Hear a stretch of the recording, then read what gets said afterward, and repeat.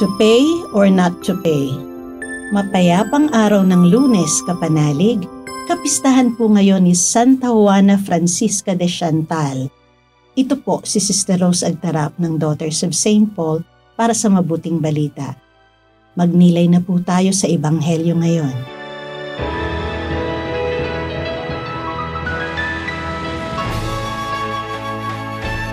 Minsan nang maglakbay si Jesus sa Galilea kasama ang 12, sinabi niya sa kanila, "Ibibigay ang anak ng tao sa kamay ng mga tao.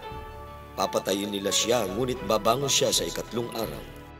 Kaya lubha silang nalungkot. Nang makapasok na sila sa Capernaum, lumapit kay Pedro ang mga taga-kolekta ng templo at tinanong nila siya, "Nagbabayad ba ng buwis ang guro ninyo?" Siyempre. At pumasok si Pedro sa bahay, ngunit agad siyang tinanong ni Jesus, "Ano sa palagay mo, Simon? Sino ang nagbabayad ng buwis o parangal sa mga hari ng mundo? Ang mga anak ba o ang iba?" "Ang iba." Kung gayon, di saklaw ang mga anak. Ngunit hindi rin natin dapat saktan ng mga taong ito, kaya pumunta ka sa dagat, maghagis ng bingwit at buksan ang bibig ng unang isdang iyong mahuhuli. May pera kang matatagpuan doon. Kunin mo yon at magbayad ka para sa iyo at sa akin.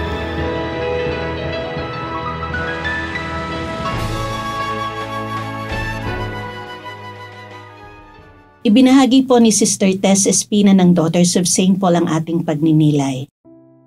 Nang magtipon si Jesus at ang kanyang mga alagad sa Capernaum, tinanong ng mga maniningil ng buwis si Pedro kung nagbabayad si Jesus ng buwis.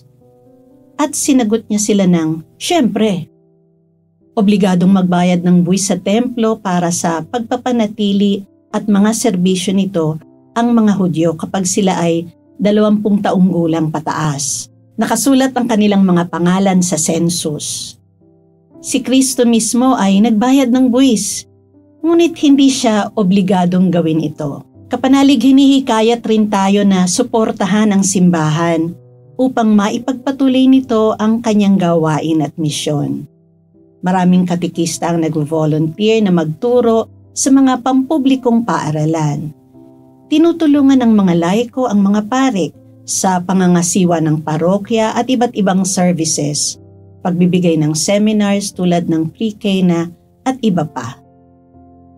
Pero mahalagang responsibilidad din ng isang mabuting mamamayan ang pagbabayad ng buwis. Kailangan nating sundin ang batas para sa kabutihan ng lahat. Ang mga buwis ang nagtataguyod sa mga mahahalagang serbisyong pampubliko sa isang malusog na lipunan.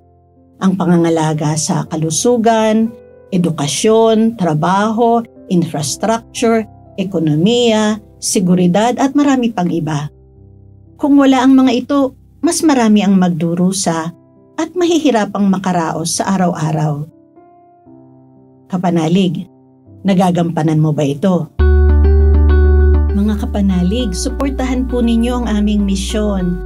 Subscribe, like, and follow po lines sa aming social media accounts. Tulungan niyo po kaming maipagpatuloy ang programang ito at ipadala ang inyong donasyon sa aming donations channels.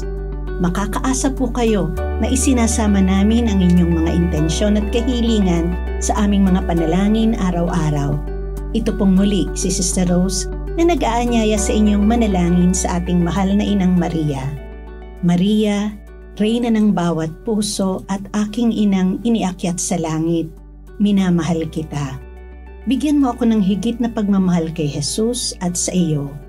Reyna ng sansinukob, makamit nawa namin ang kapayapaan at kaligtasan sa pamamagitan ng iyong mga panalangin kay Kristong Panginoon, ang tagapagligtas ng lahat ng sangkatauhan.